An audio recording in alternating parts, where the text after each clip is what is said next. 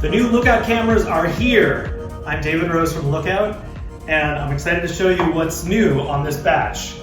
First of all, it's the same 3-camera system. This is a 4K daylight camera. We put a little bit narrower zoom on it so you can see out further. There's a night vision camera, just as before, that sees an infrared spectrum for the best night vision shots. And there's a 360 camera, kind of like a GoPro, that shows you all the way around. This has a 200-degree field of view. So it shows you up to the horizon all the way around the boat. The other things that are new on this version is we integrated a Coast Guard approved navigation light that can replace your existing nav light. It sits high on the boat and it goes in all 360 degrees. It's white and plugs right into the boat.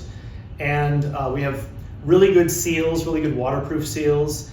And there's a Gore vent, so if there's any moisture inside the camera, that's takes away any kind of condensation issues that we might have. So that's the new camera. The most important choice is, do you want the original blue, or we also have a tactical black, which is beautiful, and I think a lot of people are gonna really like this one.